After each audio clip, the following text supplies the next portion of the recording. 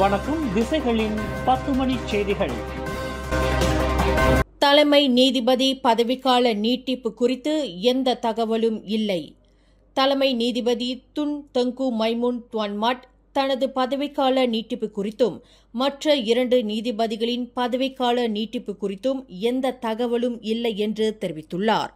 Putrajaya appeal நீதிமன்ற தலைவர் Tan Sri அபாங் Iskandar, அபாங் Ashim மற்றும் நீதித்துறையில் 2வது உயர் பதவியை வகிக்கும் கூட்டரசு நீதிமன்ற நீதிபதி டான்ஸ்ரீ நளினி பத்மநாதன் ஆகியோரே அந்த இருவராவர். 9 பேரால் எழுதப்பட்ட மலேசியாவில் அறிவுசார் சொத்துரிமை சட்டம் மற்றும் நடைமுறை என்ற புத்தகத்தை இன்று வெளியிட்ட பிறகு செய்தியாளர்களின் கேள்விகளுக்கு பதிலளித்த தெங்கு மைமுன் தமது பதவிக்கால நீட்டிப்பு குறித்து எந்த செய்தியும் இல்லை என்றார். நாட்டின் உச்ச நீதிமன்ற தலைமை நீதிபதியாக பணியாற்றும் முதல் பெண்மணியான தெங்கு மைமுன் வரும் ஜூலை 1 தேதி கட்டாய பணி ஓய்வு பெறவுள்ளார். ஜூலை 2 தேதி அவருக்கு 66 வயது நிறைவடைகிறது. அபாங் இஸ்கந்தர் ஜூலை 2 தேதி ஓய்வு பெறவுள்ளார். அதே நேரத்தில் நளினி ஆகஸ்ட் 22 தேதி கட்டாய ஓய்வு வயதை அடைகிறார். கூட்டரசு அரசியலமைப்பின் பிரிவு 125வது பிரிவின் கீழ் கூட்டரசு நீதிமன்ற நீதிபதிகள் 66 வயது வரை பணியாற்றலாம். மாமன்னரின் ஒப்புதலுக்கு உட்பட்டு அவர்களின் பதவிக்காலம் மேலும் 6 மாத நீட்டிப்புக்கான வாய்ப்பும் உள்ளது. போக்குவரத்து அமைச்சின் கீழ் செயல்பட்டு வந்த மாஃப்காம் எனப்படும் மலேசிய வான் போக்குவரத்து ஆணையம் கலைக்கப்படுவதாக அதன் அமைச்சர் ஆந்தனி லாக் தெரிவித்துள்ளார். மாஃப்காம் வான் போக்குவரத்து இலாகாவின் கீழ் ஒருங்கிணைக்கப்படுவதாக அவர் குறிப்பிட்டார். மாஃப்காமில் பணியாற்றி வந்த 57 ஊழியர்கள் அவர்களின் தகுதி மற்றும் அனுபவத்திற்கு ஏற்ப வான் போக்குவரத்து இலாகாவில் வேலை வாய்ப்பு வழங்கப்படும் என்று ஆந்தனி லாக் குறிப்பிட்டார். எனினும் ஒவ்வொரு ஊழியரும் புதிய பொறுப்பை ஏற்க வேண்டி வரும் என்று அவர் விளக்கினார். வரும் ஆகஸ்ட் 1 தேதியிலிருந்து மாஃப்காம் கலைக்கப்படுவதாக அவர் குறிப்பிட்டார். சிலயங் பிகேஆர் தொகுதி கூண்டோடு கலைக்கப்பட்டுள்ளதாக கூறப்படுவதை அக்கட்சியின் பொதுச் செயலாளர் ஃபூசியா சாலே மறுத்துள்ளார். ஒரு தொகுதியில் உள்ள செயற்குழுவில் 2/3 பங்கு அல்லது 26 பேரில் 18க்கும் மேற்பட்டவர்கள் பதவி விலகினால் மட்டுமே ஒரு தொகுதி கலைக்கப்படும் என்று அவர் விளக்கினார். ஒரு தொகுதியில் 18 பேர் தேர்தலின் மூலம் தேர்வு செய்யப்படுகின்றனர். இதர எண்மர் நியமனம் வழி செயற்குழுவில் சேர்க்கப்படுகின்றனர்.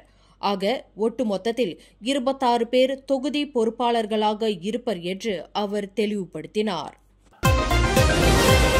1700 ரிங்கிட்டுக்கும் குறைவான ஊதியம் பெறும் தொழிலாளர்கள் உடனடியாக அருகிலுள்ள மனிதவளத்துறையில் புகார் அளிக்கும்படி அறிவுறுத்தப்பட்டுள்ளனர்.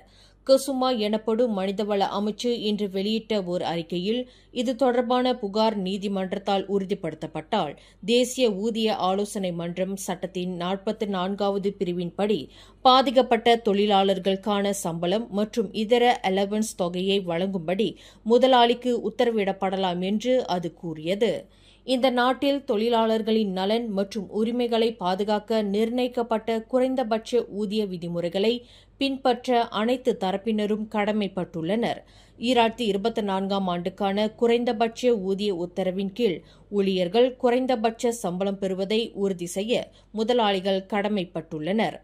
இது அடிப்படை சம்பள அமைப்பு அல்லது மொத்த மாத வருமானம் மூலம் செலுத்தப்பட்டதா என்பதை பொருட்படுத்தாமல் மாதத்திற்கு 1700 ரிங்கெட் சம்பளம் வழங்கப்பட வேண்டும் என்று அந்த ஆணை வலியுறுத்துகிறது. சித்திரவதைக்கு ஆளானதாக நம்பப்படும் 9 வயது சிறுமி ஒருவர் பரிதாபமாக மாண்டார். கால் முறிந்து தலையில் பலத்த காயங்களுக்கு ஆளான அந்த சிறுமியின் மரணம் குறித்து இன்று காலை 10:15 மணியளவில் மருத்துவரிடமிருந்து அவசர அழைப்பை போலீசார் பெற்றதாக மலாக்கா தெங்கா மாவட்ட போலீஸ் தலைவர் கிறிஸ்டோபர் பட்டேட் தெரிவித்தார். உடலில் கடும் காயங்களுடன் சுய நினைவின்றி வளர்ப்பு பெற்றோரால் மருத்துவமனையில் அனுமதிக்கப்பட்ட அந்த சிறுமி காலை 9:45 மணியளவில் மரணமுற்றதாக தெரிவிக்கப்பட்டது என்று கிறிஸ்டோபர் பட்டேட் குறிப்பிட்டார். சுற்றுலா பேருந்து ஓட்டுநர்கள் நிலையான அலவன்ஸ் தொகை எதுவும் இல்லாமல் மாதத்திற்கு 1700 ரிங்கெட் அடிப்படை சம்பளத்தை மட்டுமே பெறுவதாக கூறும் ஊடக அறிக்கைகளை மனிதவள அமைச்சர் கசுமா கடுமையாக கருதுவதாக அதன் அமைச்சர் ஸ்டீவன் சிம் தெரிவித்தார். தற்போது நடைமுறையில் உள்ள குறைந்தபட்ச ஊதிய ஆணை 2024 கீழ் அடிப்படை சம்பள அமைப்பு அல்லது மொத்த மாத வருமானம் எதுவாக இருந்தாலும் பரிந்துரைக்கப்பட்ட குறைந்தபட்ச மாத சம்பளமான 1700 ரிங்கெட் சம்பளத்தை ஊழியர்கள் பெறுவதை முதலாளிகள் உறுதி செய்ய வேண்டும் என்பதை கசுமா தெளிவுபடுத்த விரும்புகிறது என்று ஸ்டீவன் சிம் குறிப்பிட்டார். சேவை ஒப்பந்தத்தின் கீழ் அடிப்படை சம்பளத்தை முதலாளிகள் நிர்ணயித்தால் பரிந்துரைக்கப்பட்ட அடிப்படை சம்பள விகிதம் தற்போதைய குறைந்தபட்ச சம்பள விகிதத்தை விட குறைவாக இருக்கக்கூடாது என்பதை அமைச்சர் விளக்கினார். சேவை ஒப்பந்தத்தில் முதலாளி அடிப்படை சம்பளத்தை நிர்ணயிக்கவில்லை என்றால் செலுத்த வேண்டிய மாதாந்திர சம்பள விகிதம் தற்போதைய குறைந்தபட்ச சம்பள விகிதத்தை விட குறைவாக இல்லை என்பதையும் பிற அலவன்ஸ் தொகைகள் செலுத்துவதையும் முதலாளிகள் உறுதி செய்ய வேண்டும் என்று ஸ்டீவன் சிம் வலியுறுத்தினார். மலேசிய இந்து சங்கம் புக்கெட் செந்தோசா வட்டார பேரவையின் 47வது திருமுறை ஓதும் விழா நேற்று ஞாயிற்றுக்கிழமை சிரண்டா ஸ்ரீ செல்வ கணபதி ஆலயத்தில் வெகு சிறப்பாக நடைபெற்றது. இந்நிகழ்விற்கு கல்விமானும் உலுஸ்லாங்கூர் தொகுதி மூடா கட்சியின் ஒருங்கிணைப்பாளருமான டாக்டர் ஆர் சிவபிரகாஷ் கலந்து சிறப்பித்தார். வெற்றி பெற்றவர்களுக்கு பரிசுகளை வழங்கி சிறப்பு செய்தார். ஔவையார் இயற்றிய ஆத்திச்சூடியின் 109 அதிகாரங்கள் மற்றும் திருக்குறளின் 1330 அதிகாரங்கள் கற்று அதன்படி வாழ்வை அமைத்துக் கொள்வோமானால் சிறந்த பண்பியலை கொண்ட வாழ்க்கை முறையை அமைத்துக் கொள்ள முடியும் என்று டாக்டர் சிவபிரகாஷ் தமது உரையில் தெரிவித்தார். நமது மாணவர்கள் கல்வியில் சிறக்க நீதிக்கதைகள் மற்றும் அவற்றின் அதிகாரங்கள் வழிகாட்டும் என்பதையும் அவர் விளக்கினார். வாழ்க்கைக்கு வழிகாட்டும் இதுபோன்ற நன்னெறி அதிகாரங்களை இளம் வயதிலிருந்து பிள்ளைகளுக்கு போதிக்கப்பட வேண்டும் என்பதுடன் அவற்றின் உள்ளார்ந்த அர்த்தங்களையும் பிள்ளைகளுக்கு தெளிவுபடுத்த வேண்டும் என்று நிகழ்விற்கு திரளாக கலந்து கொண்ட பெற்றோர்களை டாக்டர் சிவபிரகாஷ் கேட்டுக் கொண்டார். இப்போட்டியில் பங்கேற்றவர்களுக்கு டாக்டர் சிவபிரகாஷ் பரிசுகளையும் வழங்கி சிறப்பு செய்தார்.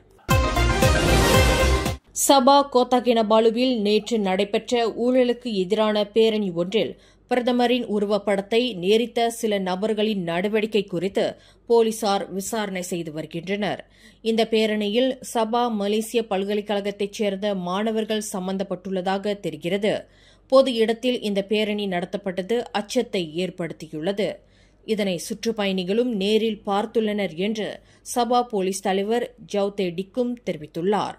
விசாரணை முடிவுற்றதும் மேல் நடவடிக்கைக்காக சட்டத்துறை அலுவலகத்தில் அறிக்கை சமர்ப்பிக்கப்படும் என்று அவர் குறிப்பிட்டார். மாணவன் ஒருவன் தாக்கப்பட்ட சம்பவம் தொடர்பில் கெடா சுங்கைப்பட்டாணியில் கைது செய்யப்பட்டுள்ள ஒரு பெண் ஆசிரியர் சம்பந்தப்பட்ட விவகாரத்தை போலீஸ் துறையிடமே தாங்கள் ஒப்படைப்பதாக கல்வி அமைச்சின் தலைமை செயலாளர் டத்தோ டாக்டர் அமினுடின் ஹஷீம் தெரிவித்தார். இந்த விவகாரம் போலீஸ் துறை வரை சென்றுவிட்டதால் இதில் தலையிடுவதில்லை என்று கல்வி அமைச்சு முடிவு செய்திருப்பதாக அவர் குறிப்பிட்டார். எனவே இந்த விவகாரம் தொடர்பில் கல்வி அமைச்சு எந்தவொரு அறிக்கையும் வெளியிடாது என்று அவர் விளக்கினார். ஜோஹர் பாருவில் இவ்வாண்டு முதல் தீவிரமாக செயல்பட்டு வந்ததாக நம்பப்படும் போதைப்பொருள் கடத்தல் கும்பலை போலீசார் வெற்றிகரமாக முறியடித்துள்ளனர்.